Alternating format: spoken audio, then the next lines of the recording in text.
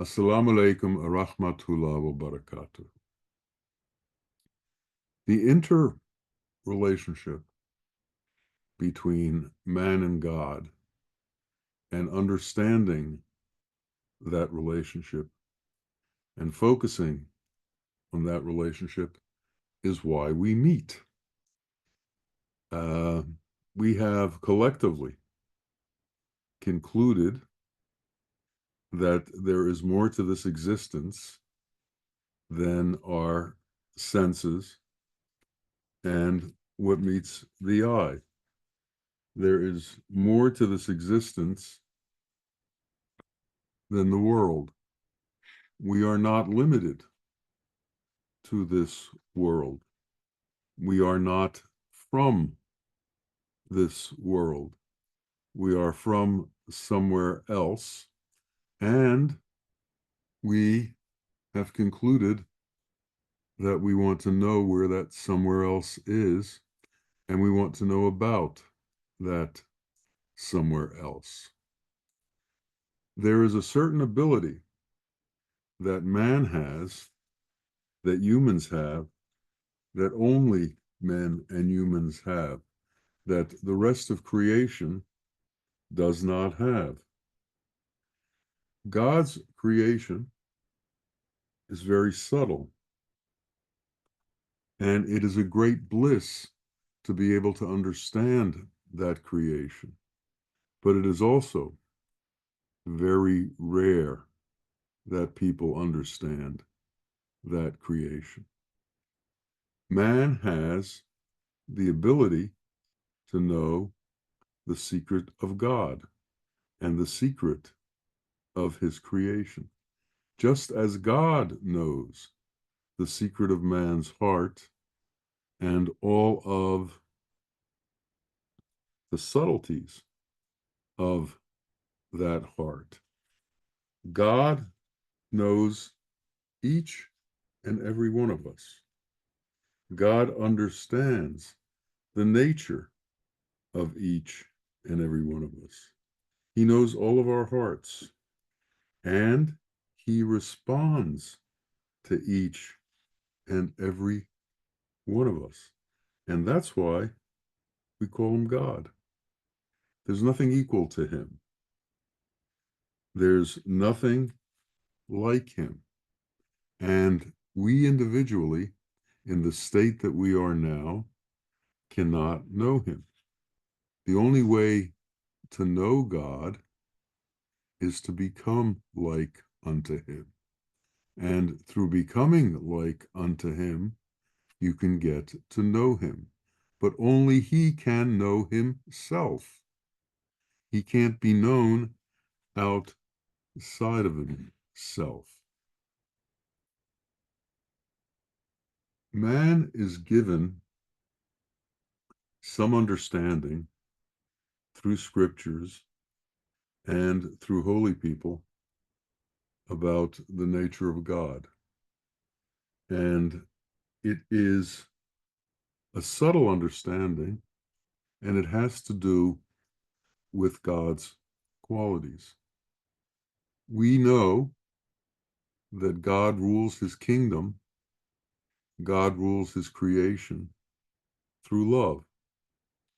His name is Rahman and Rahim, the merciful and the compassionate. He rules through mercy and compassion. For us to have an understanding of God, for us to have within us the attachment to the nature of God, we have to begin by understanding the nature of his qualities. And we have to imbibe those qualities, make them mature within us, and live within them. There is something called love. Unconditional love is one of the great powers in the world. It is powerful beyond anything else that can be imagined.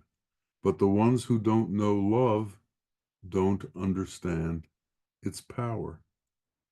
The power of love is that it wipes away from you. It cleanses you of all of the qualities that are not divine. It takes away from you arrogance. It takes away from you illusion. It takes away from you the dependence on the mind and the dependence on interfacing with the world. It is a sublime and subtle quality that changes the nature of your existence and the nature of your interaction with all of humanity. And it's through integration with love to where the love is so powerful within us that we have given everything else up, that we begin to make the pathway to God our pathway. We make the road to God our road. We make the pilgrimage to God our pilgrimage. None of these things can be known by science. None of these things can be known by religion. None of these things can be known by ritual. They can't be known by recitation. They can only be known by being. So these understandings are not intellectual understandings. These understandings are not understandings that we do by definition. These understandings are immersion into reality. And they are beyond the mind. The mind is elemental and it knows things in an elemental way. The qualities are beyond elemental. They are without form, and therefore they are beyond the mind. The mind chases and assumes and comes to conclusions, but the mind doesn't know. It assumes it knows, but then the conscience comes up within us and it says, what the mind tells you isn't so. It says it knows, but it truly does not know. What you need to do is find someone who does know, and from them begin to learn what the truth is. Because the places that the mind is going to take you are not the truth. The places where the mind is going to take you have to do with the intellect, and they have to do with the interaction with the world, because the mind interacts with the world. The conscience is that stepping stone beyond intellect that takes you into a realm that is beyond sight and hearing and taste and smell, beyond the senses that interact with the world. And when we go to that place, things begin to change. All of a sudden, we understand that we were not always this physical being. And we begin to ask questions like, where were we before we were this physical being? What's happened is we have been given this shell of a body. We are, in essence, part of the effulgence, which is God. And in his effulgence, in his great light, he gave off rays. And these rays became humanity in creation. And in the wonder of creation, through the elements, a physical body was formed around these rays. And because of the physical characteristics of this body and the qualities that these physical characteristics brought with them, we have been taken over by certain qualities. We've been taken over by arrogance. We've been taken over by karma, and we've been taken over by illusion.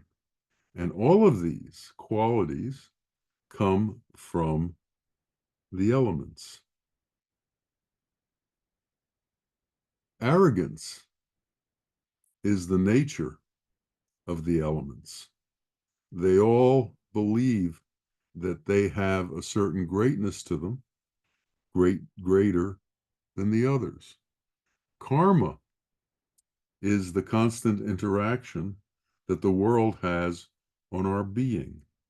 Maya, or illusion, is the fact that the world is constantly seeping into us and influences us in ways that we're not even aware of. Arrogance comes from Satan. It is the qualities of Satan. Maya is the world creeping into us. We have to understand that we are under the influence of all of these external forces all the time. And we have to have the knowledge of what these external forces are and how to overcome these external forces.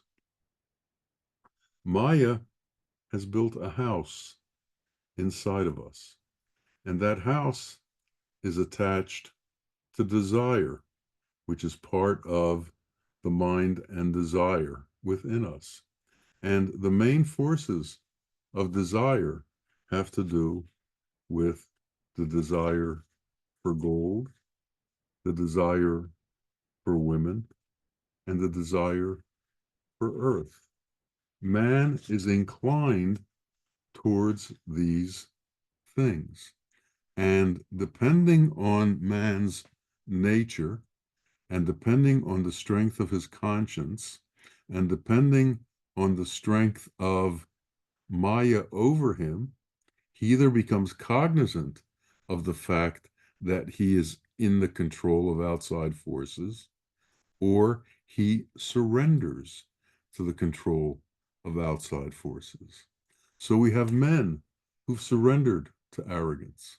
We have men who've surrendered to Maya, and we have men who've surrendered to karma. They don't see these things as things they need to overcome because they don't have proper guidance. They see these things as tools within this world because they see their existence as limited to this world. They may believe in God, but they're caught within the world. They may say they believe in God, but they believe in the world, and they believe that the world is what will supply them and what will keep them for the rest of their lives. They are incapable of seeing their demise. They are incapable of understanding that there is a span to their existence. So they live life as if there is no end to it, and they live it entrenched in karma and maya. They live it entrenched in arrogance. And it's not hard to witness this going on. We all know people whose arrogance is beyond belief. We all know people whose desires are so powerful that they are driven by them all the time, and they become compulsive in their desires. There is no rest for them within their desires. We all know these kind of people, and we have to ask ourselves, what is our nature, and what kind of people are we, and what is it that drives us? What is it that pushes our buttons? What is it that makes us jump? What is it that makes us howl?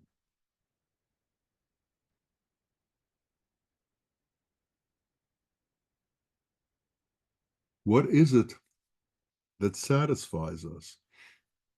And if we don't have satisfaction, what is it that we're striving for to find satisfaction?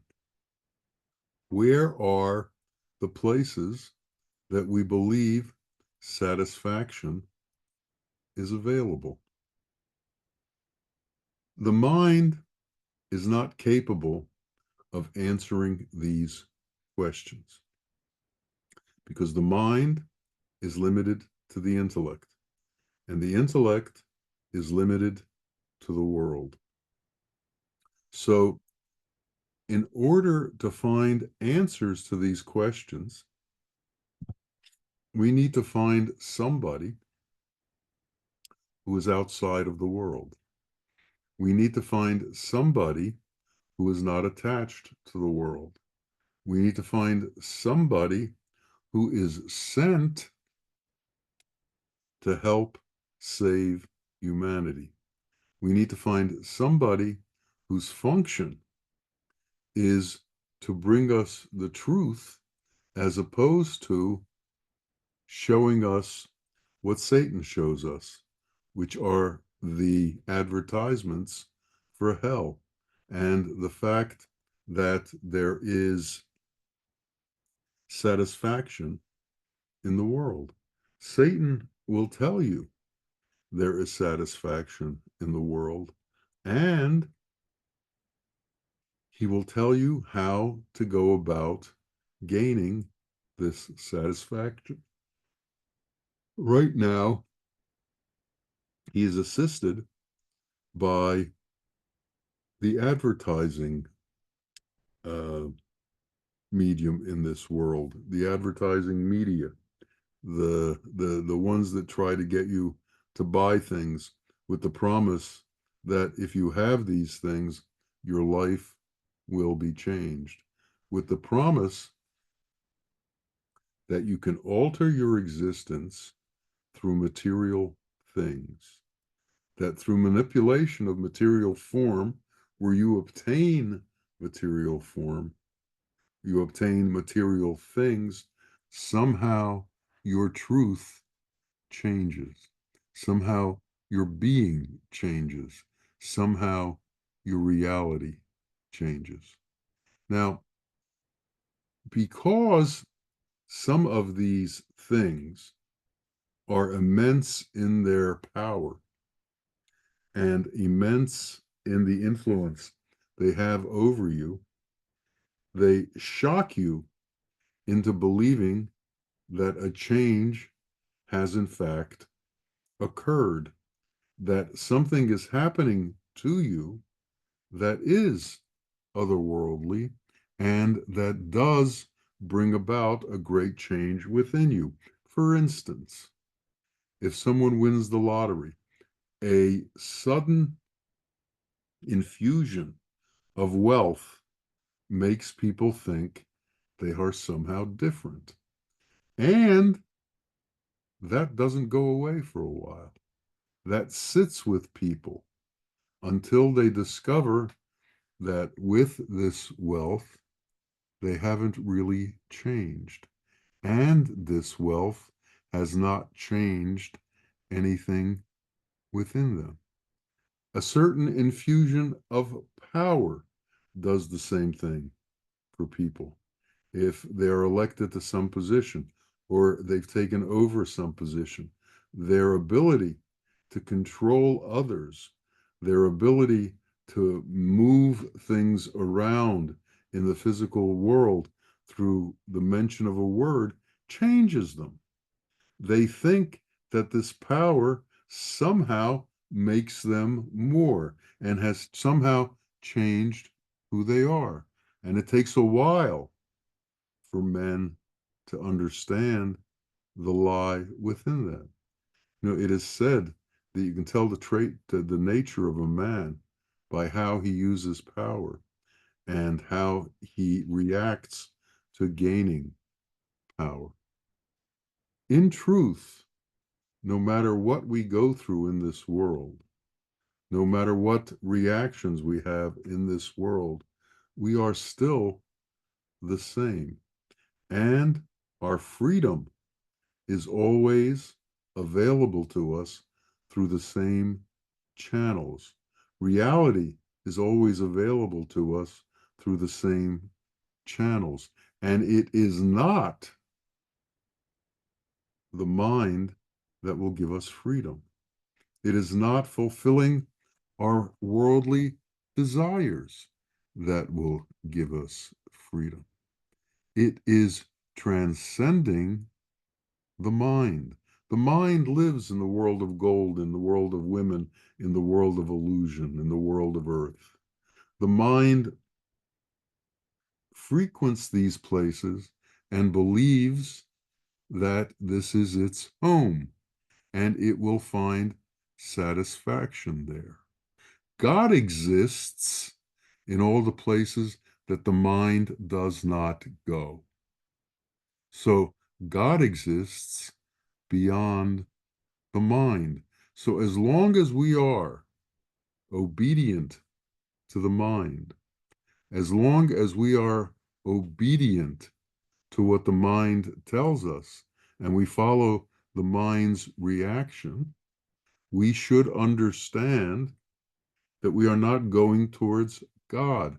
We are heading towards illusion because the mind spends its eternity within illusion. The mind can't change Maya. Maya can take on 15,000 different forms in a matter of seconds. You can't keep up with Maya. You can't keep up with illusion. You can't keep up with the speed of the mind in illusion. So we need to alter what it is we focus on. We need to alter what it is that we consider sacred. We need to alter what it is that we pay obeisance to. We need to understand the truth in existence. And it's only from one who understands the truth in existence that we can learn existence. And one who does know truth has developed certain qualities. And one of them is that it is within his nature to pass on what he has learned to others.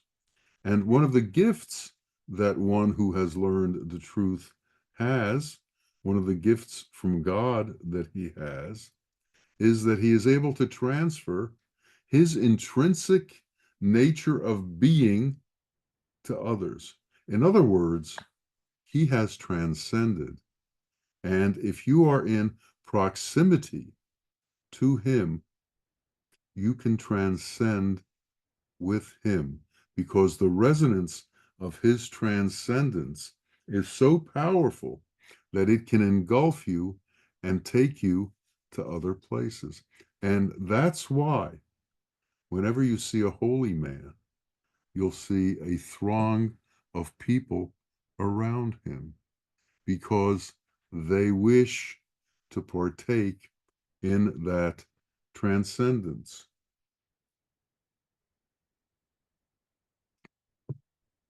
While in his presence, they feel a relief from all of the machinations of the mind, all of the worries of the mind, all of the fears of the mind, all of the arrogance of the mind, all of the hallucinations of the mind, all of the places that the mind takes you that are degraded, all of these things dissipate.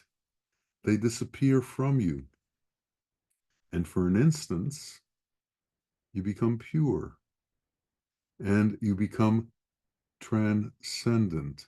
Satan's powers no longer can affect you. Satan's powers no longer can steer you. Arrogance becomes unimportant. And what becomes important is the nature of the transcendent being that is sitting in front of you. And you begin to understand viscerally that within that transcendence is your freedom, that within his reality is the reality that will bring you to the truth. And in bringing you to the truth, you will leave all of the difficulties that this world has brought into your life. Worrying will be gone because it's understood that all is taken care of. Imagine God is abundant. Within him, there is all and everything. And his abundance is not diminished by giving it away. So through people like a true sheikh, God's abundance is given to man, and man accepts this abundance, and this abundance changes man, but it does not change God, and it doesn't change the sheikh, it doesn't change the guru, because the sheikh is attached to a source that cannot be diminished. And as you take on this abundance, one of the things that will happen to you is you will learn that as you give, you will get. Because it's like a vacuum tube. If you pull out from one end, it comes into the other. There is a connection to that abundance that changes your nature. All of a sudden, things are not scarce. All of a sudden, qualities are understood as more important than elemental things. All of a sudden, qualities become that which we see as altering our lifestyle. And we begin to understand that money doesn't change us, power can't change us, illusion can't change us, fame can't change us, except in negative ways. And to be changed in positive ways, we have to detach ourselves from power. We have to detach ourselves from wealth. We have to detach ourselves from illusion or Maya and attach ourselves to reality, attach ourselves to the truth. So all of the worldly issues that we spend so much time contemplating, that we spend so much time giving credence to, that we spend so much time thinking that it will change us and will change the world, we begin to understand our illusion. We begin to understand are not true. We begin to understand are not real. The only things that are real is love. The only things that are real are mercy and compassion and justice. And as long as we hold on to the world, we can't be just. As long as we hold on to the world, we can't truly love.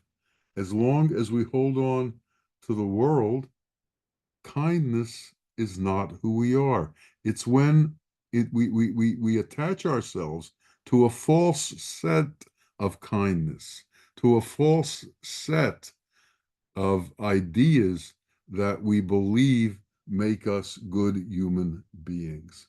What makes us good human beings is transcending the world, transcending the issues of the world, and being able to deal with humanity through love, through kindness, through protection, and through God's reality, not through man's reality.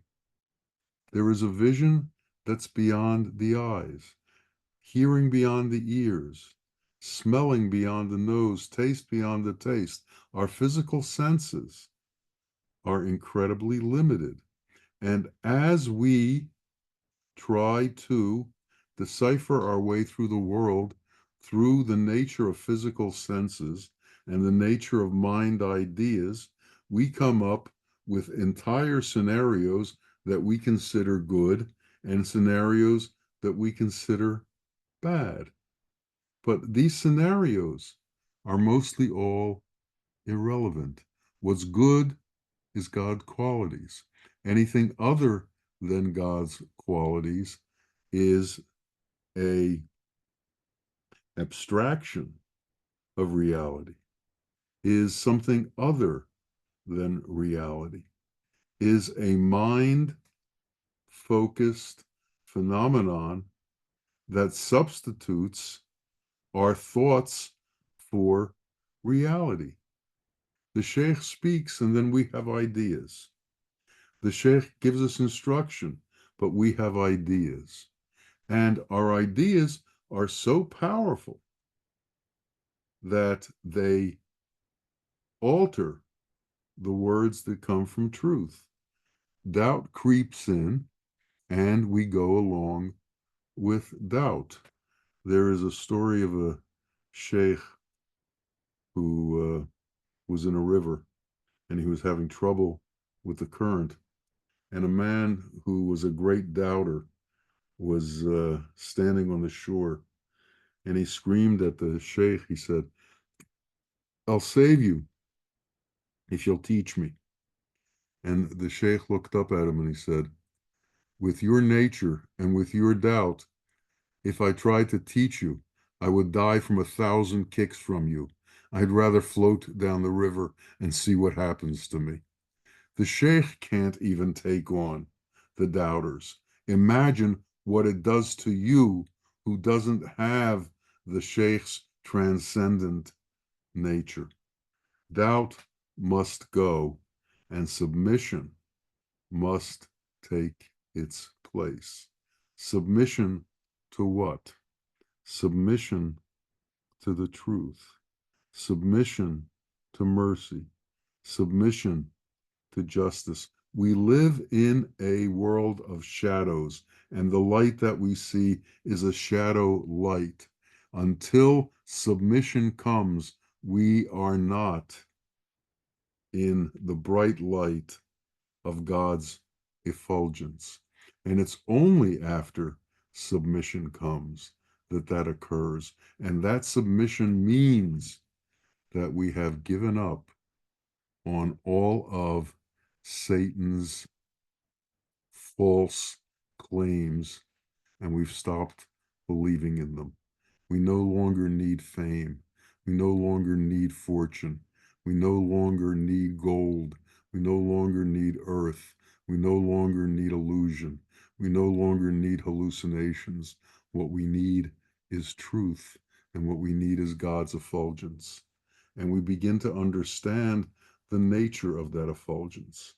And we need to somehow incorporate that effulgence within us in a most powerful way.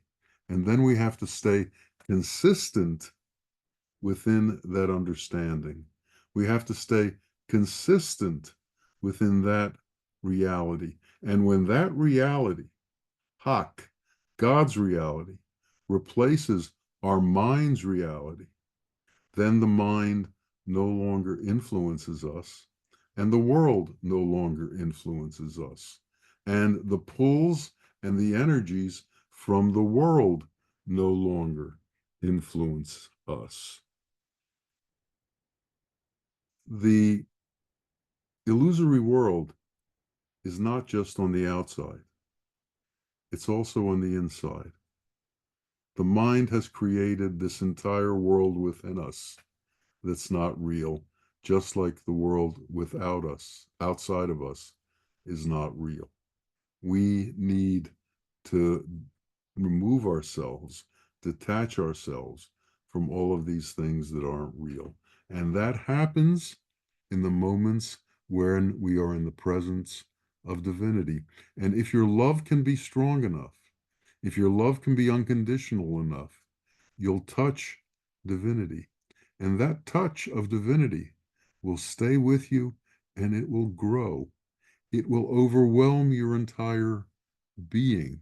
And once you taste it, you will begin to understand that there is no other taste like it, and that true freedom and true satisfaction only come from there and are not available anywhere else. This is one of the secrets of God, one of the secrets that we have to understand, that to find Him, we have to give up everything else. To find Him, we have to give up all that we know.